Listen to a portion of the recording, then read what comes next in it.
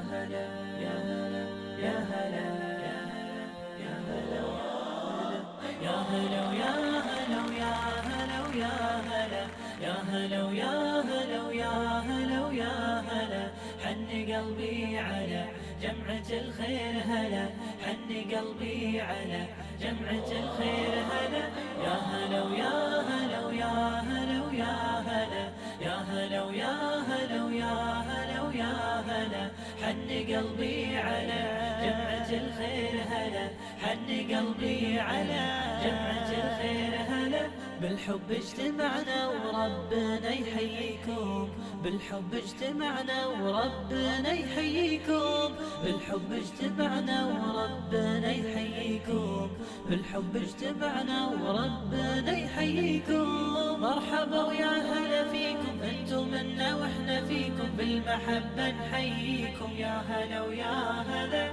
مرحبا ويا هلا فيكم انتم منا واحنا فيكم بالمحبة نحييكم يا هلا ويا هلا يا هلا ويا هلا ويا هلا ويا هلا يا هلا ويا هلا ويا هلا ويا هلا حن قلبي على جمعة الخير هلا حن قلبي على جمعة الخير هلا يا هلا ويا هلا ويا هلا ويا هلا يا هلا ويا هلا ويا هلا ويا هلا حن قلبي على جمعة الخير هلا حن قلبي على جمعة الخير هلا يا هلا ويا هلا ويا هلا ويا هلا يا هلا ويا هلا ويا هلا ويا هلا حن قلبي على جمعة الخير هلا حن قلبي على جمعة الخير هلا بالحب اجتمعنا وربنا يحييكم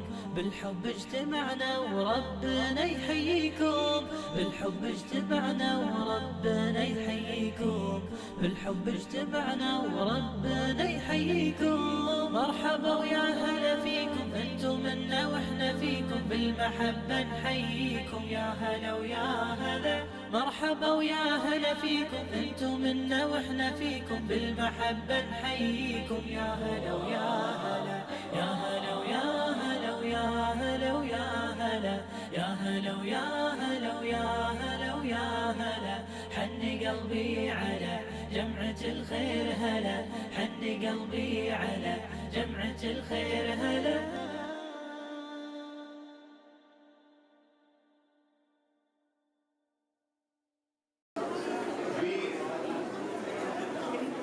We have a guest here who will be speaking very shortly. Very short introduction. His name is Maulana Mahmoud Chandia. Okay, Sheikh Mahmoud Chandia is an Islamic scholar. He's been here in Bolton for over 20 years, teaching in Bolton, and unlike all great scholars before him, considers himself a student of knowledge. Sheikh has a PhD and has been teaching at UPenn for a number of years also. The Sheikh has made it one of his life goals to unite a divided community. He has been involved in many charity events to encourage community cohesion. And I give you Maulana Chandia.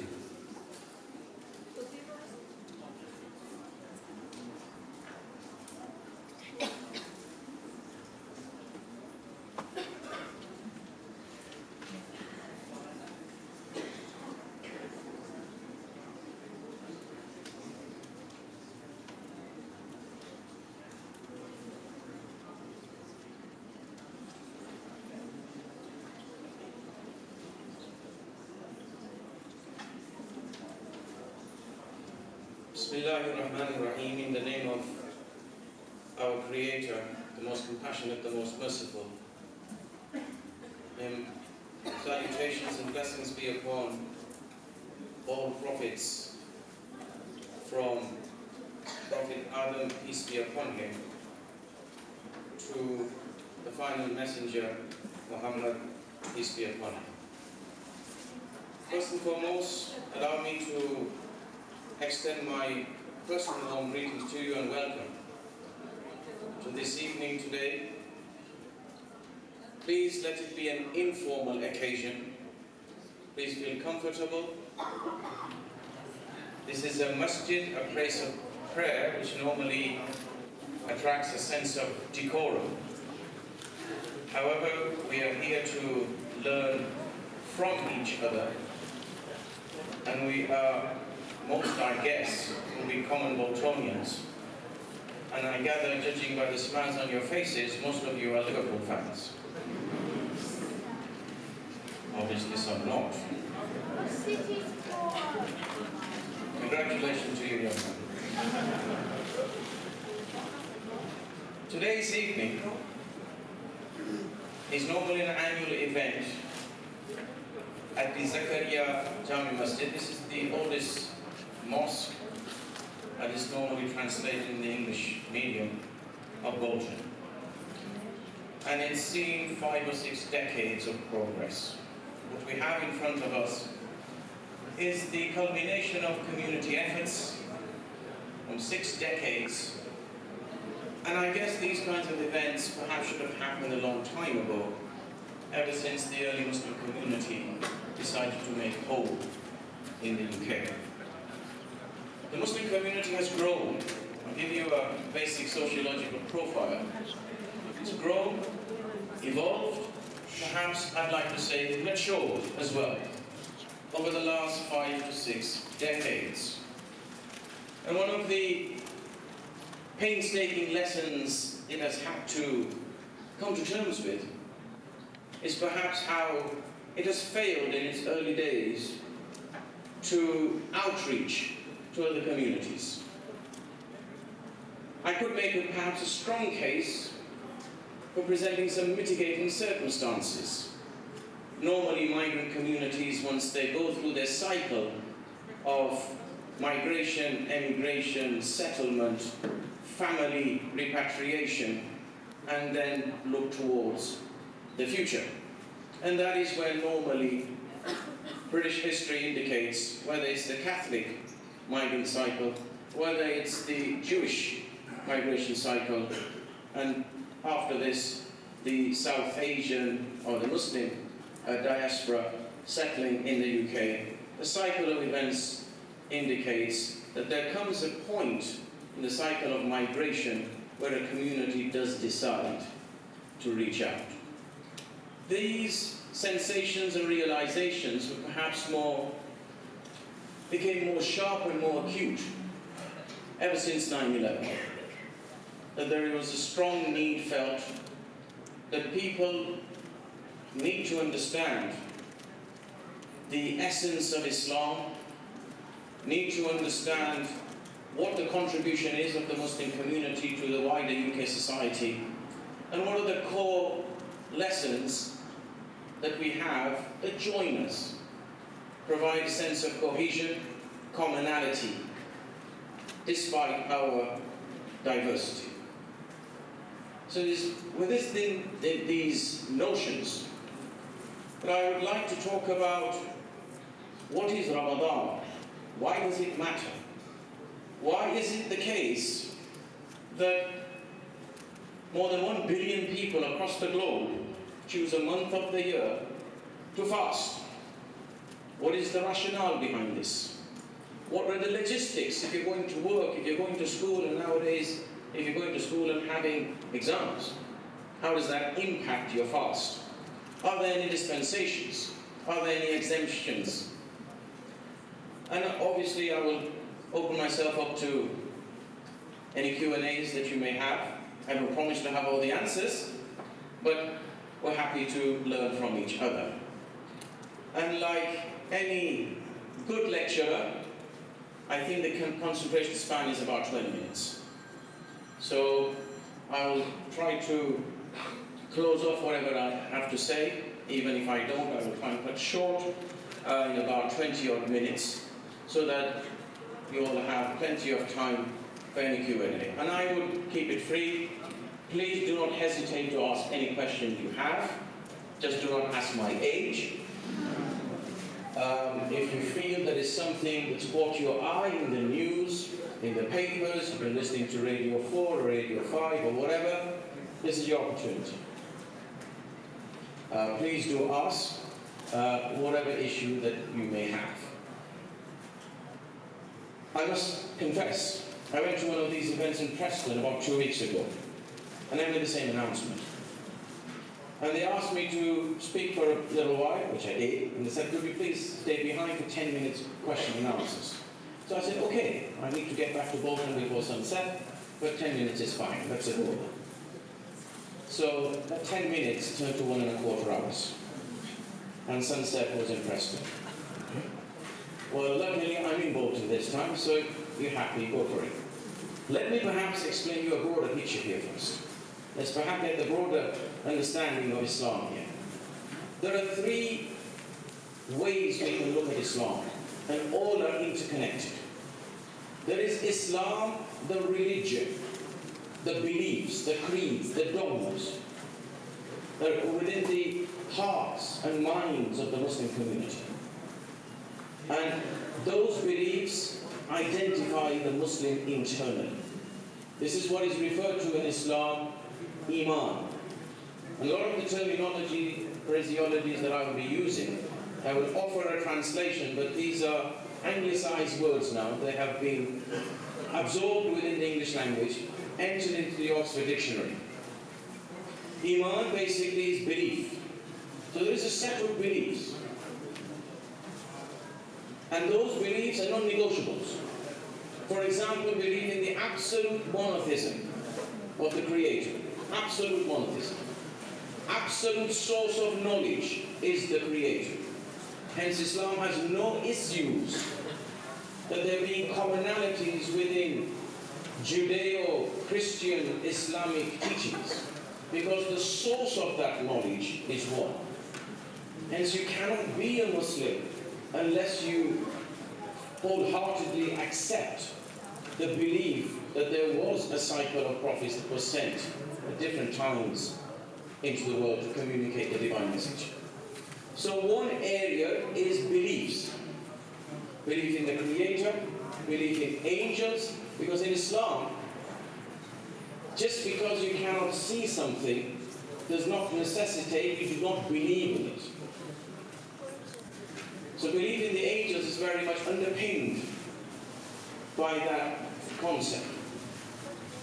Belief in scriptures. Islam wholeheartedly believes that there were scriptures, tablets, messages, divine communications that were sent to different messengers at different times. Further, the minutiae of those messages can differ from time to time. For example, the rulings in the time of Adam, the Prophet Adam, or Jacob, or Joseph, can well differ from the time of the Prophet Muhammad, peace be upon them all. This is an accepted phenomenon of Islamic law. Further, belief in the messengers, all of them. Some are named in the Quran, and of course some are named in the Bible. And there's about 2.5 dozen or so where there is a commonality of names. The spellings may differ, the pronunciations may differ, but nevertheless, the Semitic race, the Jewish community, the Christian community, the Muslim community, the Arabian society, the common bondage of the Semitic race is very much intertwined with the Abrahamic faith and link. Belief in the final day, the day of judgment as it's referred to. Belief in predestination, i.e., God's knowledge anticipates events, and events occur exactly as per God's knowledge. This does not make the Muslim a fatalist. Further, resurrection after death. The Muslim concept of life is very simple. This is clearly explained in the Quran. Muslims want to be the final revelation in its pristine condition. And the deal on the table is, the Quran states, God states, I have created mankind and jinn for my worship. And in another place, the Quran equally states that He has created whatever is on the earth and in the heavens for mankind. So the whole of the universe is created for mankind, but mankind is created for the Creator. So this, within Islam, attracts a twofold relationship. A relationship between the human and the Creator. And the second is the relationship between the human and other forms of creation, all forms of creation. Environment is equally taken seriously as is worship in Islam. So these are the articles of the faith as they are referred to. We also have another area to understand, and this is the practice orientation. One of the practice orientations is the pillar of prayer, which was institutionalized in the Common Era 624. Fasting was institutionalized, prayer in the year 620. And the fast was in 624. The pillar of zakat, the 2.5% charitable obligatory donation that Muslims have to give, or in other words, £25 on every £1,000 of assets, was equally institutionalized in 624. So ever since then, the global Muslim community has been fasting, praying, looking after the poor, and the Hajj institutionalized in the year 632.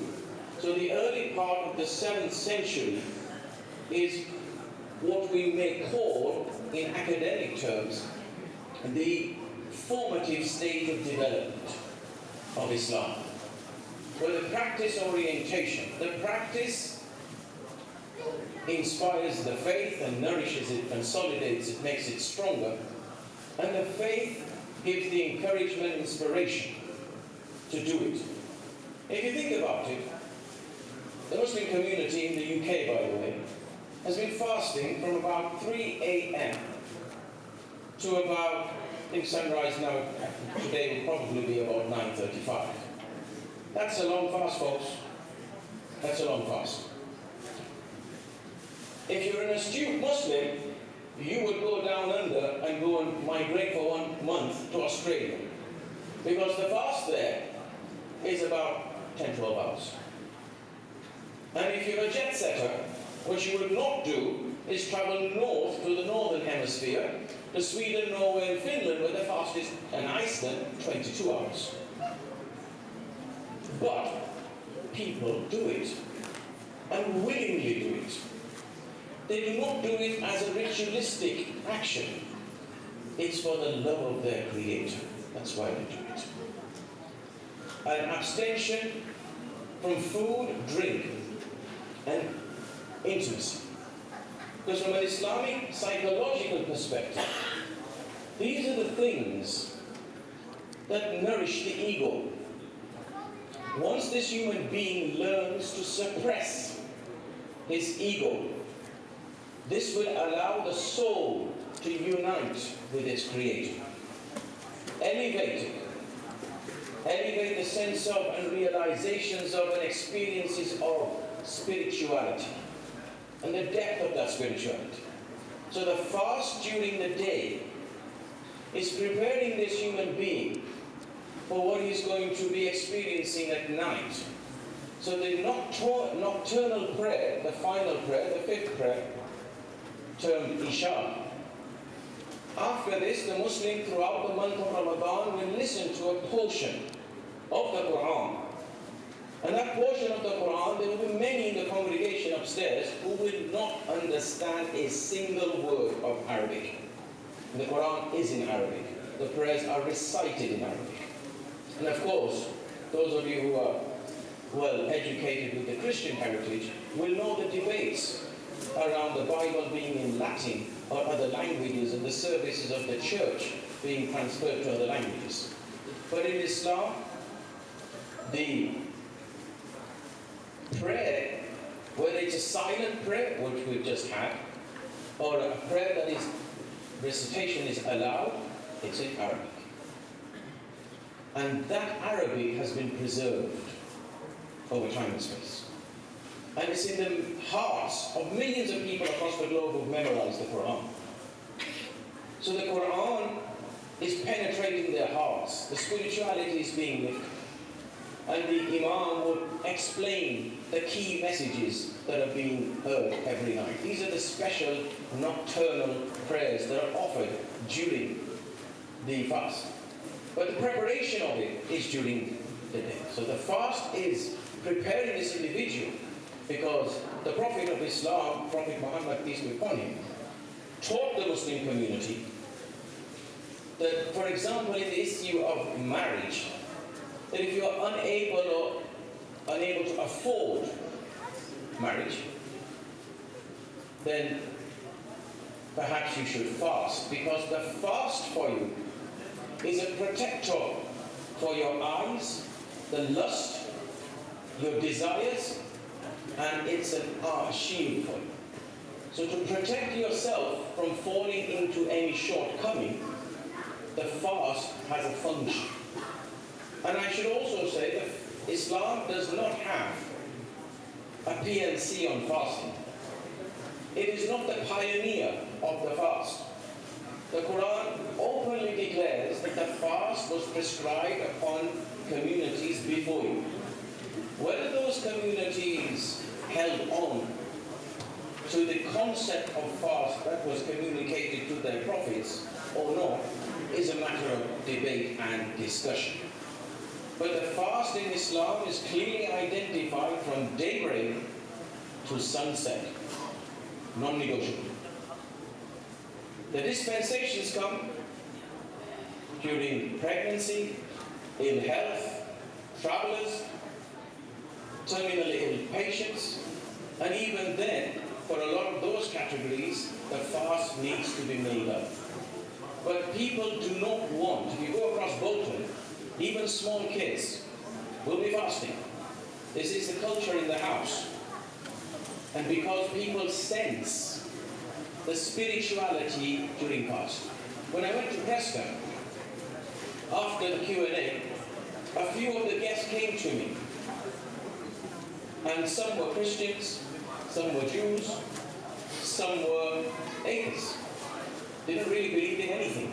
But they said, I have been fasting for the past 2 weeks because my colleagues at work fast. And everything you said about the fast, I have been experiencing. So I asked this lady, how much weight have you lost? Bad question to ask. I got a strange look, but nevertheless she understood. And he says, yes, absolutely. Besides, I feel lighter. One of the other things, I feel mentally alert. Not only do I have a light body, I equally have a very alert mind. We had discussions and we've been engaging with Bolton School, Shoalini Road. And about 8 years ago, we had this discussion with the principal there, because he was concerned with the Muslim children who go to Bolton School and fast during the exam season. And Ramadhan had not fallen into the exam period then. Well, we were having this discussion well before this was BBC News. And he was requesting me, can I give some dispensation for these kids not to fast? And I said, I certainly cannot. And I said to him, I am suggesting very clearly, I'm going to present a cogent argument to you. He's a very good friend of mine, that your results are going to go up and become better. And I said, let me share this with you. In Greek philosophy, for those of you who study classics, Greek philosophy, the early philosophers, in order to make this alert, used to control this, the fast.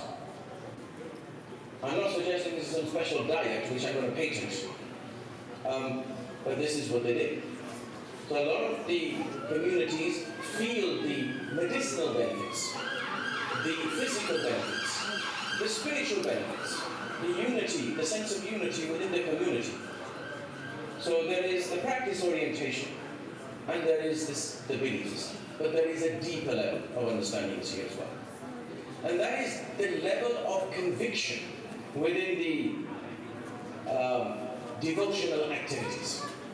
Listening to the Quran, reciting the Quran, engaging in outreach work, engaging in devotional activities, engaging in the fast. Why? And it's the level of why which comes from this spirituality. Now, this is normally referred to in the English language as Sufism, or in biblical language perhaps Gnosticism. This is an engagement to develop within the human being a sense of awesome consciousness, sense of vigilance, that I'm standing in front of my Creator. I am preparing for my audience in the hereafter with my Creator. My sense of accountability, that I will be resurrected and I will be presented in front of my Creator. If I cannot maintain that level of consciousness and vigilance, then at least I should maintain and attempt to sustain a level of vigilance that is teaching me at least my Creator is watching me. Because the Quran is advocating, and the Prophet taught in exemplary manner, that you can have governance structures in any organization or policies for any firm or any country. But ultimately, the self-policing that is going to come within the human being is from the sense of divine accountability. And when we have units of revelation in the Quran which talk about do this, do this, do this, don't do this, don't do this. And by the way, this is only a small section of the Quran, the do's and don'ts. That is underpinned by one central key concept, and that is a development of a sense of what is referred to in Arabic and now has been adopted in the Oxford Dictionary, taqwa. A sense of awesome, deep consciousness that is personal, and that is self-policing in simple words. And this idea of self-policing is then nourished with these devotional activities. So we have Islam, the faith, we have the practice, and we have this internal notion of being sincere and being fully committed. This is why when somebody embraces Islam, if it's just a verbal action and there is no sense of conviction, that is not seen as fully entering the faith. Let me spend a few minutes to explain about the Quran. The Quran itself has 114 units of revelation called surahs. It was revealed over a period of 23 lunar years. 86, more than 2/3 of those units of revelation were revealed between the period of 610 to 622. And the key messages of those 86 units of revelation is three things. One, believe in the absolute monotheism. Absolute. Islam does not believe in any association at all. Islam does not subscribe to the idea of a son of the Creator. Absolute monotheism. Believe in the full cycle of prophecy, beginning with the Prophet Adam and ending with the Prophet Muhammad, peace be upon them all. And third key of those 12-year messages is eschatology. Belief in the hereafter and all the events associated. When we come to the second phase of the revealment of the Quran, that's 28 units of revelation that were revealed in Medina, which is the sacred city for Muslims because the Prophet's mausoleum is in Medina al-Munawwara, where currently the OIC summit is taking place. Organization of Islamic Countries, OIC. Here we have a different type of message. A community is developed. We have law. We have issues that need to be dealt with and addressed. We have ideas of justice and fairness, community relationships, how to deal when being assaulted, the degree to which one is allowed or not allowed to defend oneself, and the ethics of such a situation.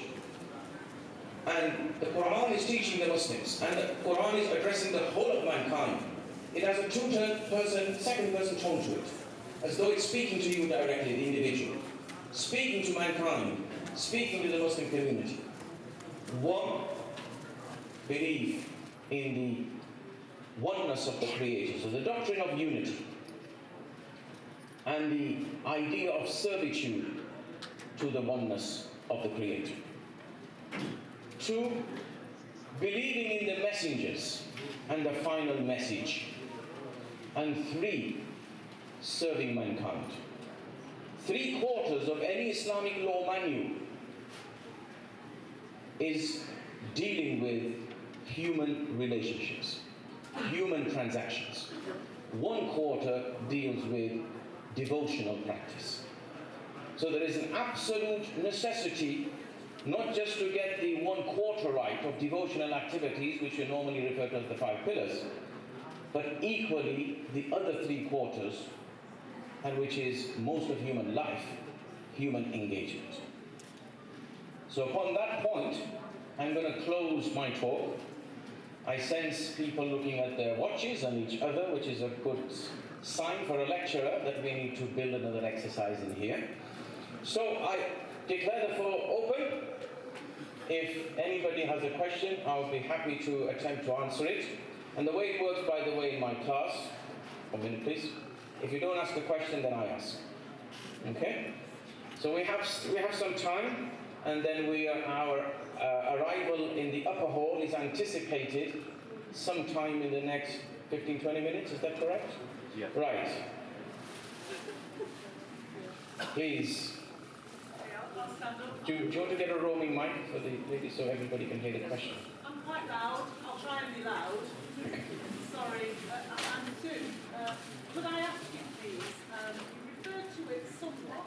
I would like to know more, if possible, about Islam and the Quran and what is said about nature.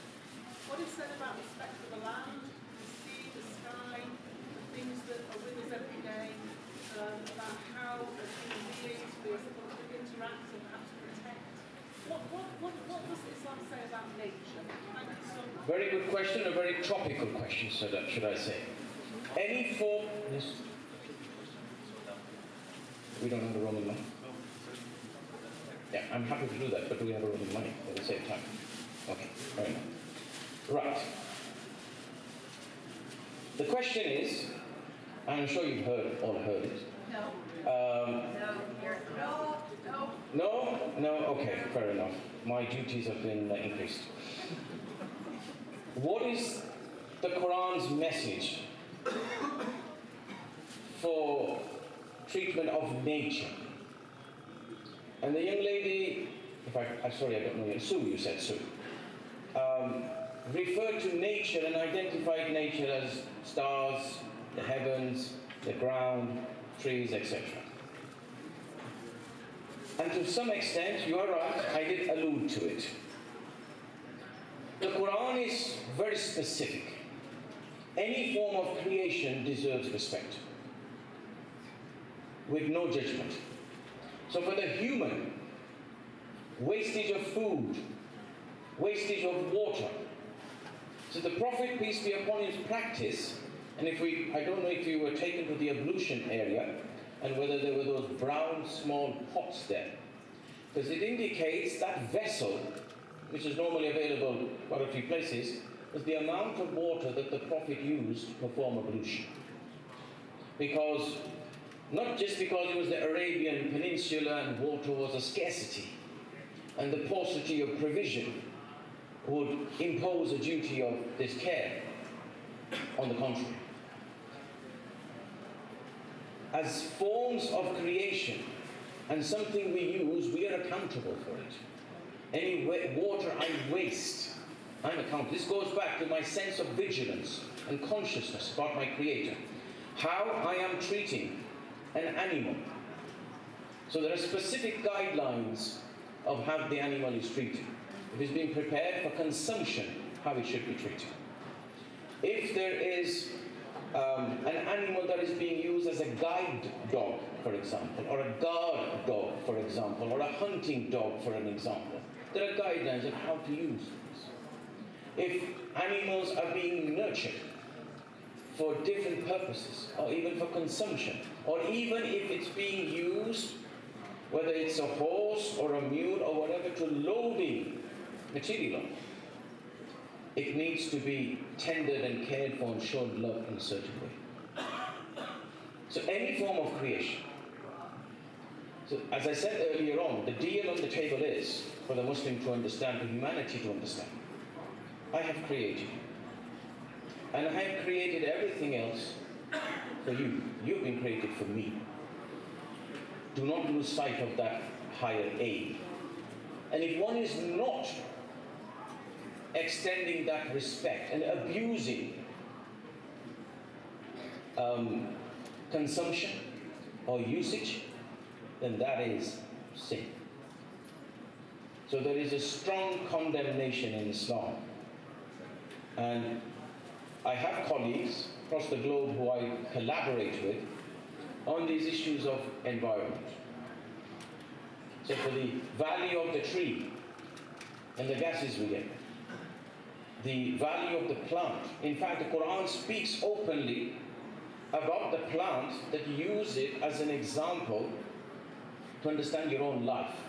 It has a cycle, it's born, it grows, it matures, it is nurtured, it eventually dies. And we go through the cycle again. So the plants, and there are numerous animals mentioned in the Quran as well. So the idea of protecting the environment is a key concept of Islam. See, the principle in Islam is a way of life. If you ask a Hindu, if you ask a Jewish individual, for them the faith is a way of life. For a Christian, the faith is a way of life. If it's a way of life, the logical conclusion is at every step of my life there should be guidance for me. What are my boundaries? And so this is the boundary of operation for the issue of environment. Anything else? Anybody else? Shh. Yes. Gentleman here and gentleman at the back. Raise your voice a little bit, please. You can come to the front if you wish.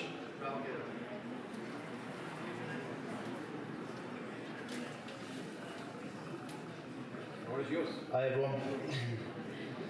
I have a question. So human beings, there's 7 billion human beings on this planet, and everybody's the origins of life, whether you're Jewish, whether you're Muslim, whether you're Christian, whatever your faith might be, we're all here and we're all trying to understand our faith and our origins. So I want to know whether the scientific story about the Big Bang and the creation, whether they actually coincide with Islam, Christianity, Judaism, and that is the same message, or is that all the messengers that have been sent by the creation of God that we're supposed to believe in, we should actually listen to these messages and actually live our life by these rules, or forgive me if I've got the wrong sort of concept.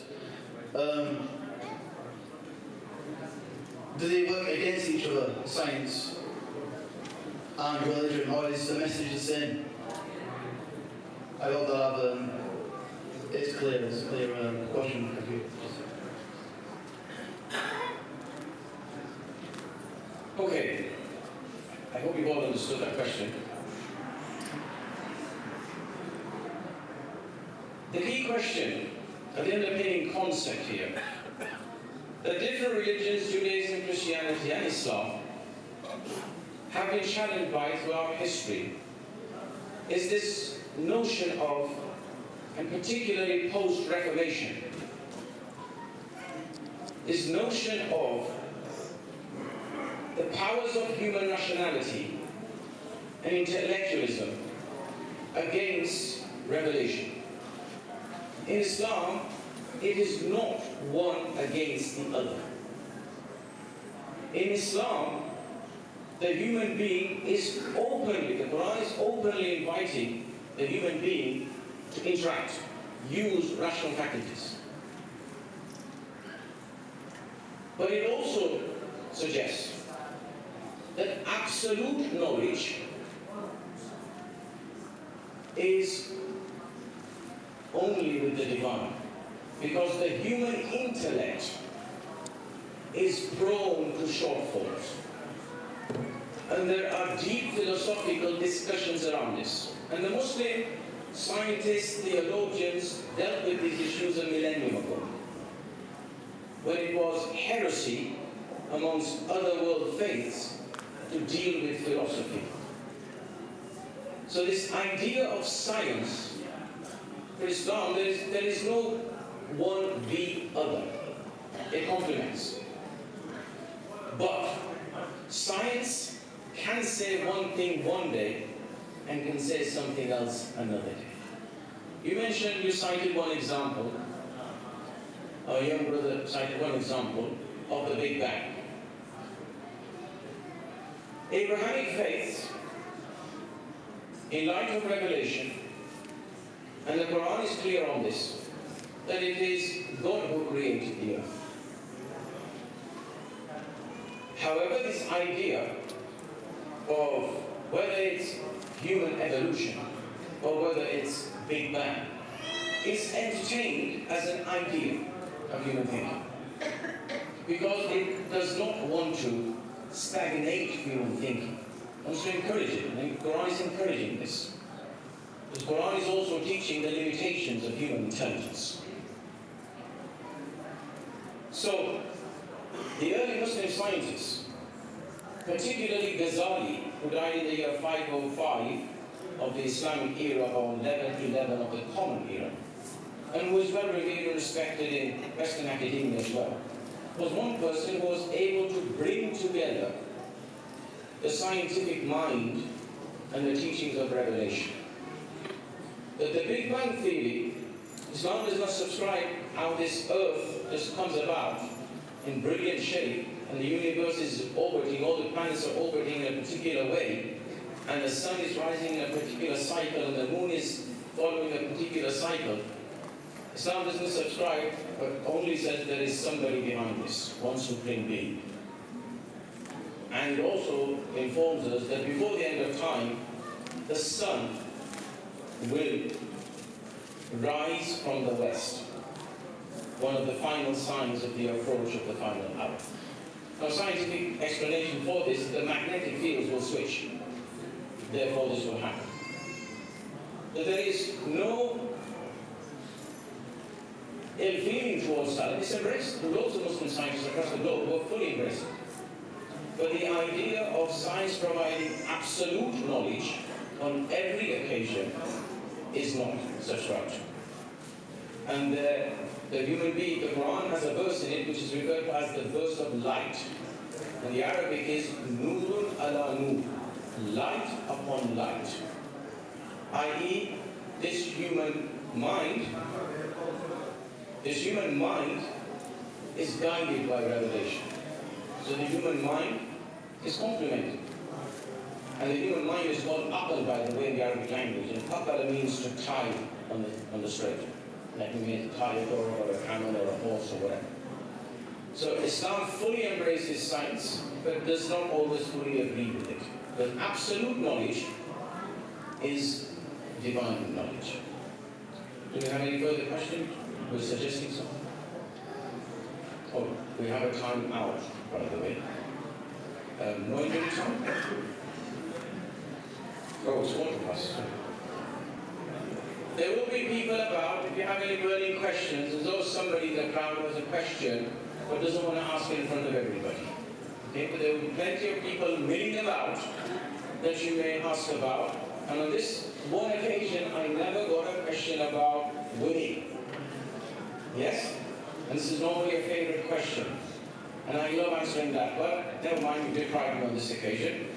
It's been nice learning from you, and I hope you enjoy the rest of the stay here. Please do indulge in the savouries upstairs afterwards. I hope there are savouries. Is there food? Yes, okay. And I think we're going to go and make our way upstairs and see the final moments before we are all craving to put the dates into our mouths and break the fast. Okay, thank you very much. Thank you for listening.